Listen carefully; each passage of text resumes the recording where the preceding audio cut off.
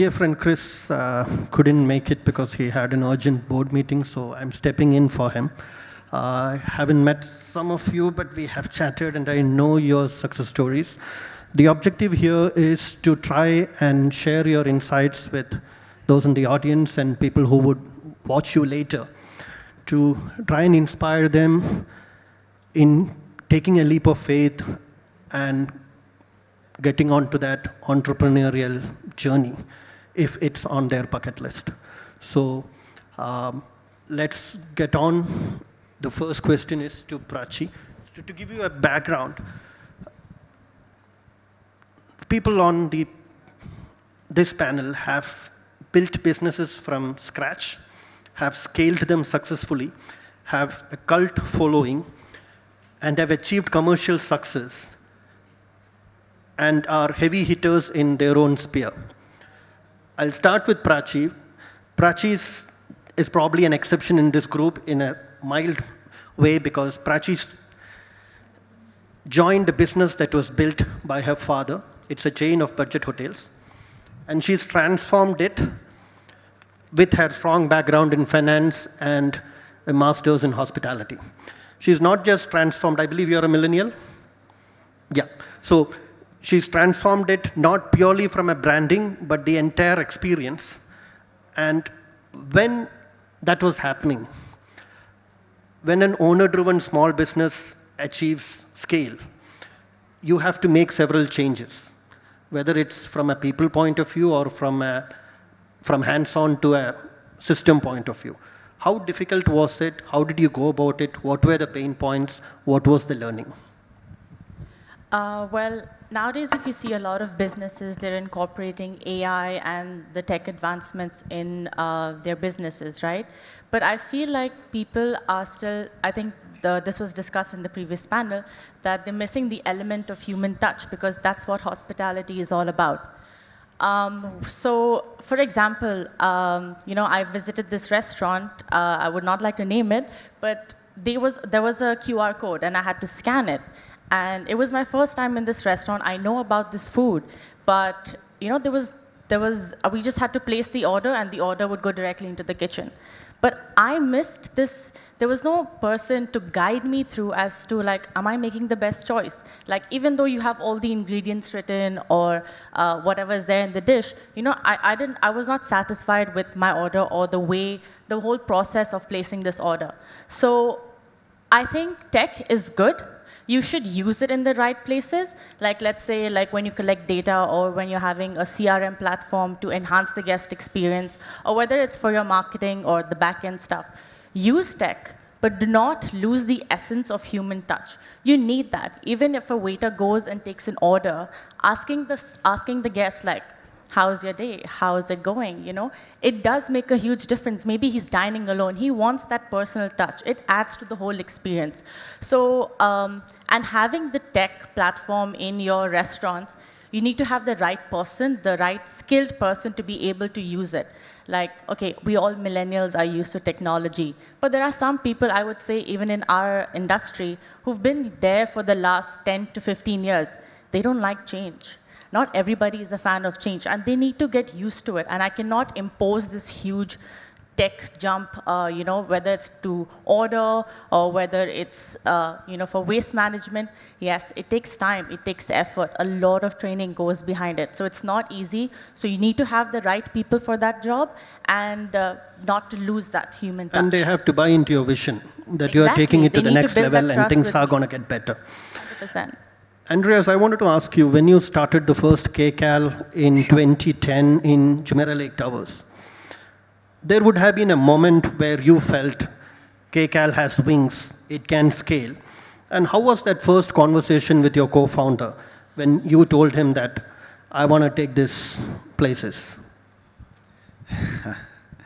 You know what, I can't remember, because it kind of like just flows. But when we started Kcal, it wasn't meant to be what it is today. It was kind of like a place where we just wanted to eat for free.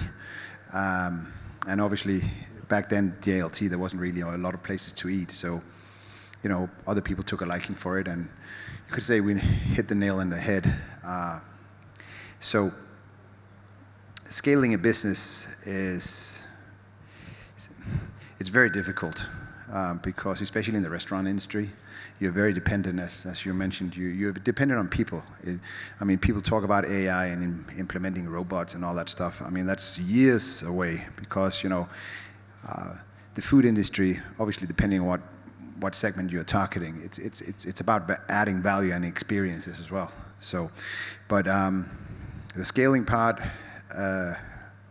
it kind of just flowed. It was kind of the customers, listening to your customer. All right, this seems like a good idea, let's do that.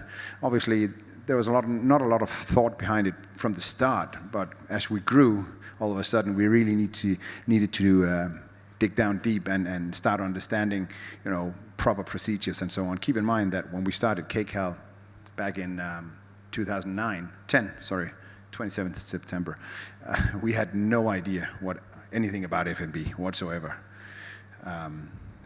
Quite a journey. Quite a journey, I must say.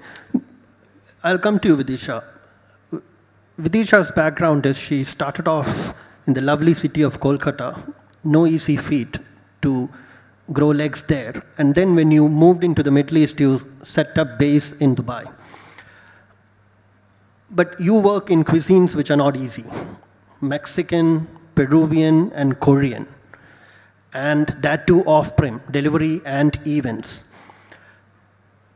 But then you started off with a boutique feel, a boutique mindset. Was scaling part of the original vision, or did you grow organically? At what point did you realize, I want to go big, and how did you do that? So I would like to comment on what you said, that when you start a vision, it was to eat free or just to eat good food, because probably you're not getting that good food. When I started 15 years ago in Calcutta, in India, looking back, when you started it, it's a small baby. When you don't have any vision, you just want to hold its hand and walk. And that's how slowly, when you see the demand, when you see what you're giving out is so good, where people are coming from all over and saying, why don't you set up a shop in Bombay, in Delhi, why don't you start giving out franchise? When I shifted to Dubai, when people started saying, oh, why don't you start, let's partner up, let's open something. So, you see that there is possibility, there is a potential where there is a gap which we can fill in. And I think that answers to your question, where then you realize that is the question which you should bridge, that now we should scale up, that there is potential, there is demand. You are not just scaling up for the heck of it and for your own pride to satisfy your own ego. It has to be monitoring your profits. You have to be profitable in all units. You have to be in charge. You cannot be just letting go. Again, that is one thing where, again, a boutique to scaling up, where you have to let go. There are things where entrepreneur has to let go in order to keep your SOPs intact and giving every customer the same the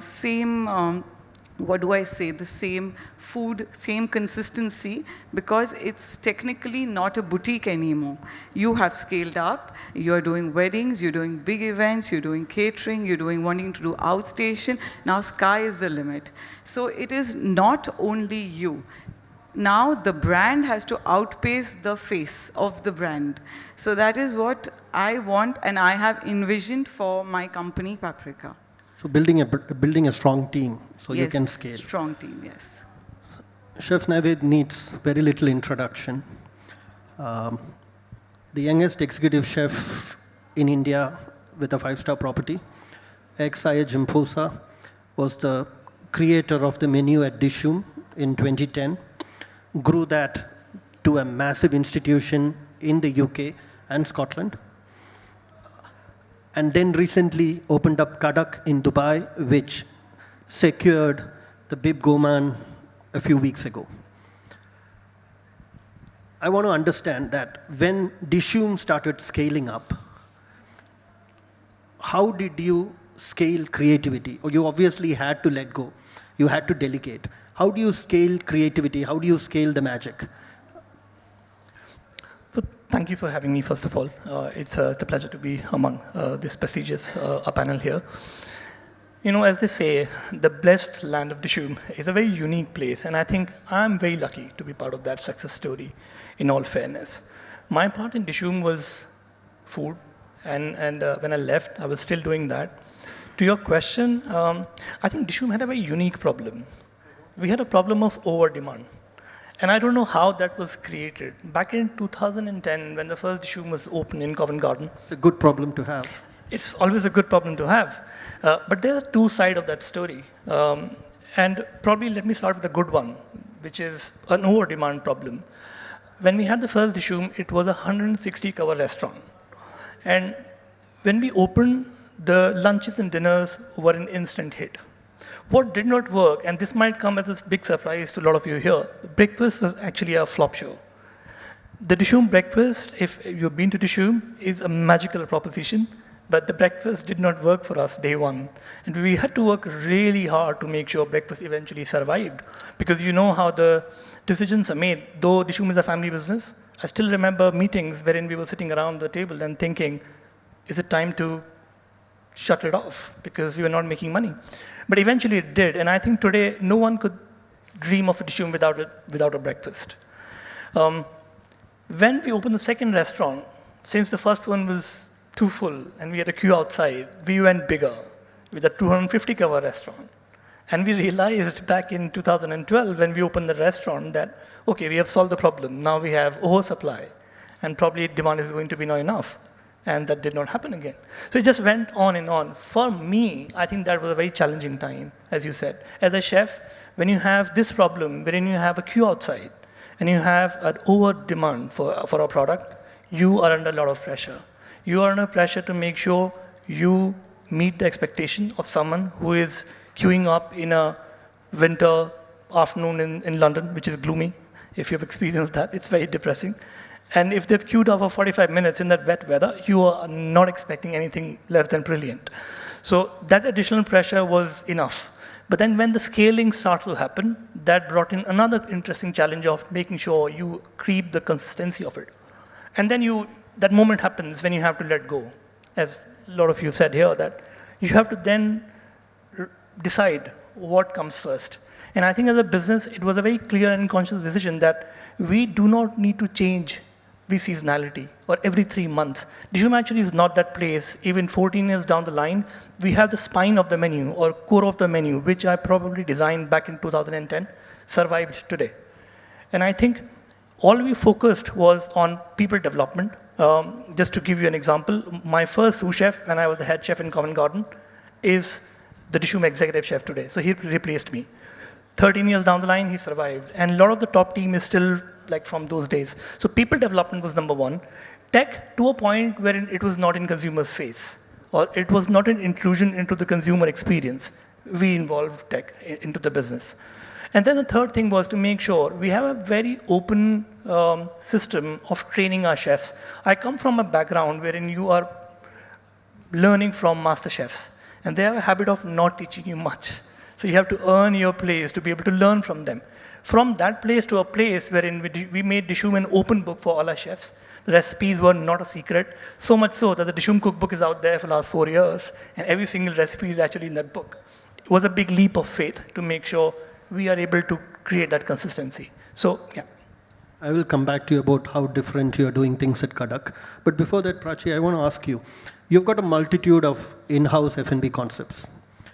How do you decide when one of them is ready for scaling and which one you would want to keep it as a single unit?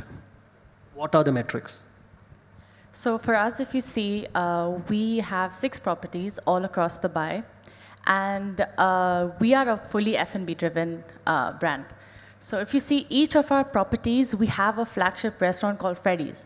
So despite it's a sports bar, so despite wherever we are located, wherever the hotel is, we make sure that there is a Freddy's sports bar. Okay, so even if we have to acquire any other property or build a new property, we make sure, okay, is there space for an F&B outlet? Like, that's our first go-to question, and that's a strategy that we always have. So each of our hotels have that. And in terms of our other F&B brands, if we have to, scale that up, obviously there are a lot of, we look at the people's perspective, like if they're interested, the location, their feedback. That's very important as to like where we need to have the brands located. So most of it, we have, touch wood, we've actually been very F&B driven because we cater to the right people. So for us, I'm a South Indian. We also make sure that we have a South Indian restaurant because it's like a luck. Mangalorean. Yeah. I'm a Mangalorean. So we make sure that there's a proper Mangalorean cook who's who's come from Mangalore and being able to deliver that to our guests. So that's one of our strategies that we always have. So basically no surprises for your core clientele. Yeah, they know. They know where to get good Mangalorean food, so they'll come to our property or our restaurants. Brilliant. Andreas, I wanted to ask you, when you decided to scale, obviously growth costs money. So whether you reinvest profits or whether it's your own money or you borrowed, what were the most difficult financial decisions you had to make when you decided to scale? And did it all go according to plan, money breeding money, or were there ups and downs? Yeah, well, look, we got a lot of attention when we started out Kcal, and Basically asking for your bank statement. pardon? Basically asking for your bank statement. It looks a little bit better today than it did then.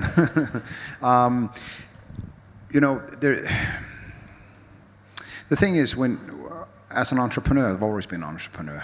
I've only had one job in my life, and that was washing dishes a long time ago.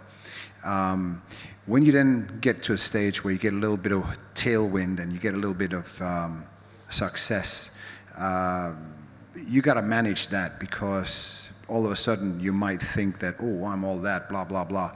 And if you're not conscious about that, you might lose control of your business, because then all of a sudden we're the best, nobody can touch us.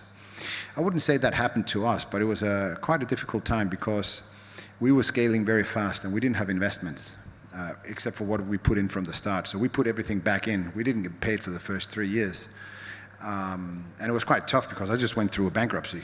Well, not bankruptcy, kind of, lost all I had quite a lot of properties here back then, and it's quite a mess. So we had to, bootstrap everything. And when we moved from JLT to getting our first commissary, CPU, kitchen, whatever you want to call it, I actually went to a local friend of mine that had a kitchen. And I believe the reason why he gave us the opportunity to acquire a kitchen with no money is because, I was a nice guy, obviously. He wanted to eat free. But he actually gave us, I said, Andreas, you can take it, no problem, pay me later. And obviously I made a contract and so on. But that was really where we start scaling up big. Then we went from like turning over 3 to 25 million in a year. And it was, all of a sudden the accountant that we had wasn't good enough anymore. And there were so many things. Everything was just, whoa, all over the place.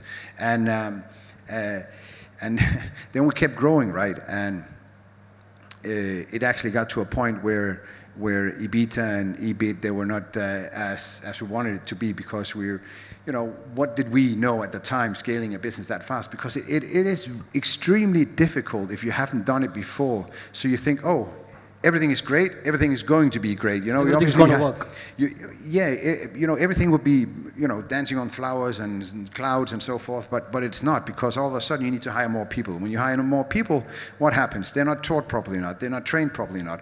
And then it just, it's, but we got over it. It was very sleepless nights. Whoa, like totally mad. Would you do it all over again? That's a good question. I would never get into the food business again. That's hugely encouraging for this audience. No, I'm just saying. But I will tell you, I just spoke to a gentleman outside, right? So he says, oh, I love Kcal. I got to admit, I have a few restaurants. I copied you guys. I said, how's it going? I closed it after 10 days. Can't do it. It's difficult. Because when you do, ready-to-cook meals, right? or ready-to-go meals. You have a short shelf life and so forth, right? And that you got to fight that as well. No, I would never start a food business again. even now, I have sleepless nights, lying at night, thinking, boom, boom, boom, boom, boom, boom. And I'm kind of getting to, okay, when I get to 200 employees, I'm going to have the best people I know need to do nothing. It's exactly the opposite. There's never going to be You know what I'm talking about, right? Vidisha, when you decided to scale, obviously you have to let go of control. And you are in, I would say, fancy cooking, elevated cooking experience, and that too off-prem, okay? Especially with the cuisines that you work with. How do you recreate magic when you scale? And you have to do that consistently. How do you do that? What's the secret? So I really feel that you have to recreate and sell the brand, where you have to codify the soul. So like the Paprika Calcutta had a soul. Same, you have to give a soul. It just can't be like just a brand with a new DNA and you are pumping in new DNAs everywhere. So it has to be your essence, your story, your vision, your ethos. It has to be you. If it's not you, you cannot fool everyone for a very long time. So I really feel that there has to be an essence of you which the people have loved. That is what you're trying to duplicate. Then 100%. That is how the brand gets duplicated, because ultimately you are duplicating, then you're creating success. That guarantees longevity. Then that will create consistency and it will help you move forward. Otherwise, it's a downhill from there. And brand equity is always linked to consistency. Totally agree with you. After the success of Dishoom, obviously you're riding high. Were you concerned when you decided to move away and come into a new city, Dubai, and then do Khadak? What did you do differently? Did you want to do something different? What were the challenges?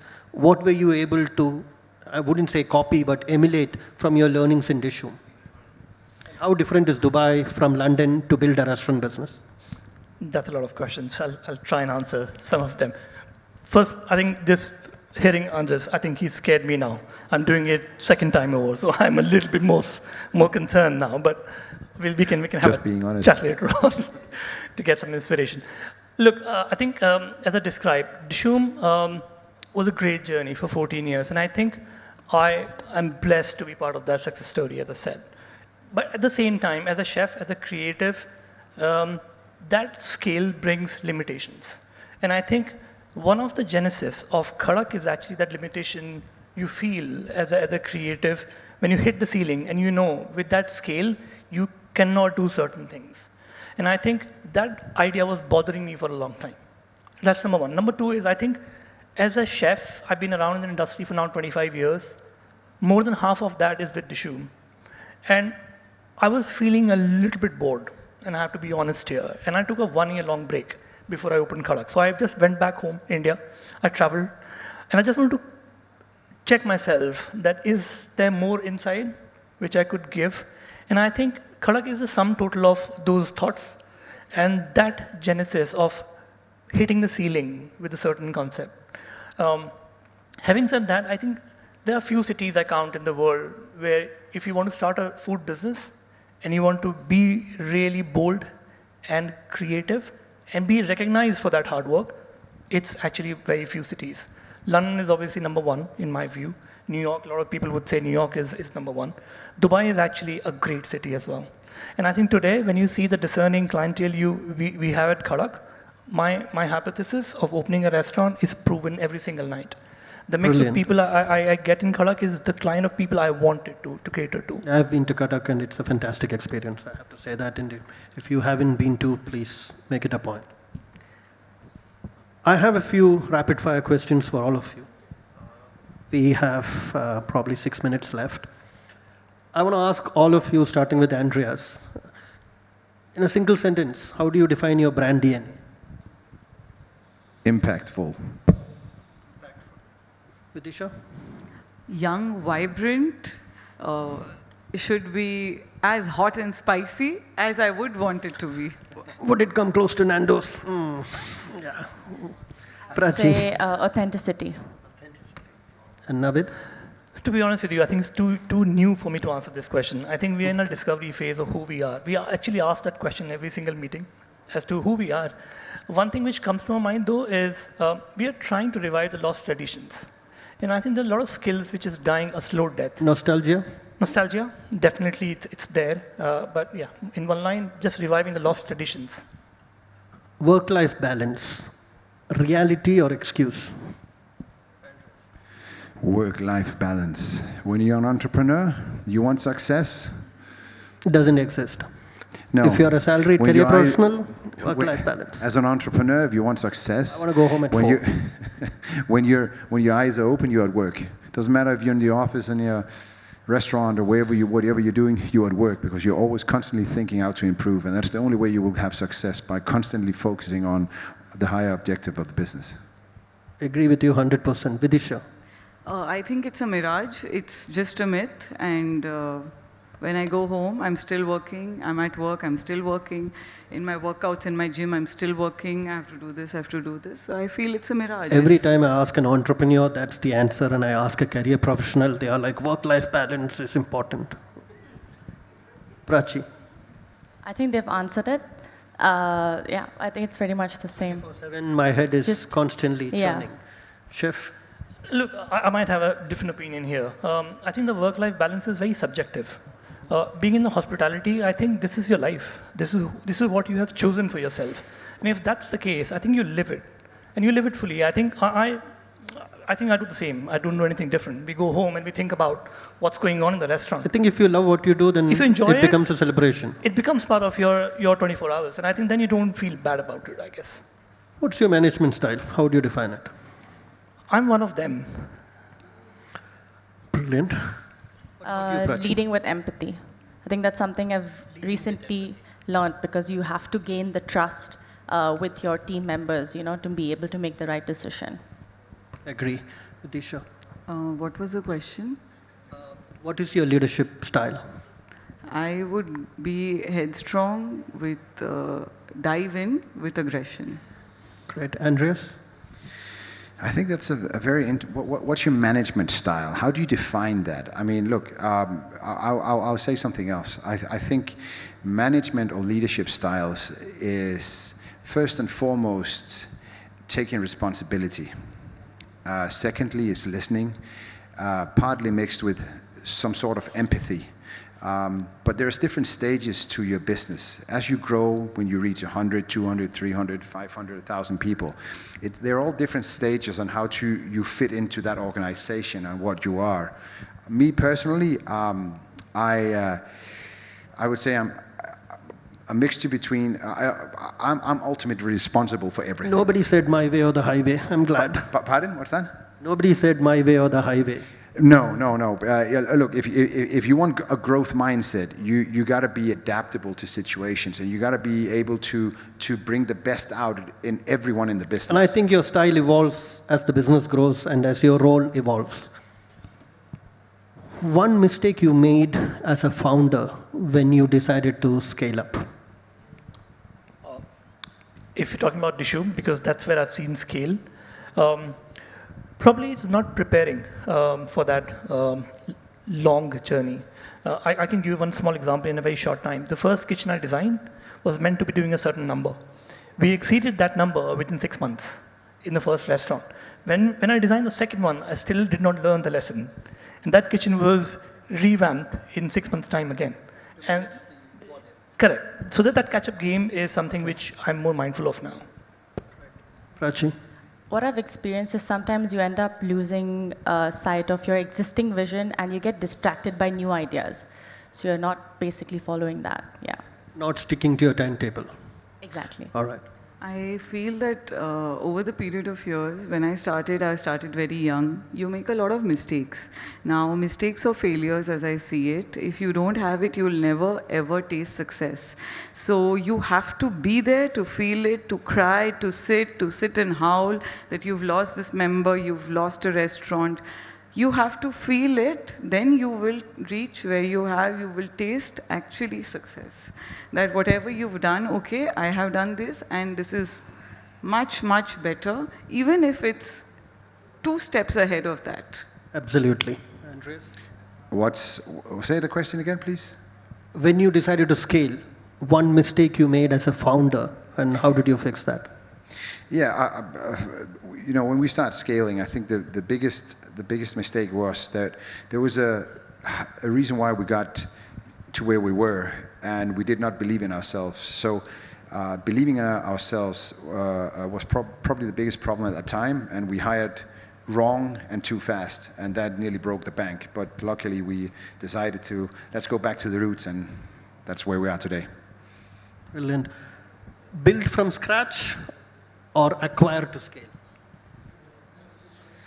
That's a difficult one, again. I think you cannot do that. I think build from scratch probably is a good idea, but as I said, I think you have to start with a mindset that one day you will grow. That belief needs to be there, and then I think you probably make less mistakes. You can't agree. I can't, yes. But I'll have to stick to scale because that's what I'm aiming at right now. Because that's the hardest part. You need to maintain that quality in terms of service of food, and you need to keep coming up with new changes. For example, even the smallest thing, the ambience of the restaurant, right? So scaling is the harder part, according to me. I feel building something new, something niche, something different is always difficult and more challenging because it's on you what you want to sell to the people, what the people should perceive you as, something different or something ordinary. So I feel the former is starting something, and that too something which sets in the minds of people. That's what you are there for, right? You are not there for just being ordinary. Certainly. Definitely scaling. It's more difficult. Yeah, because I'm an entrepreneur, so I like building stuff. I always played it with Lego when I was a kid. So, but scaling is definitely because, for me, hiring, and especially food, it's so sensitive. If you hire the wrong chef, if you hire the wrong team, all of a sudden the food, consistency, quality, and customer experience is the key to success, right? And to maintain that when you scale, it is super hard.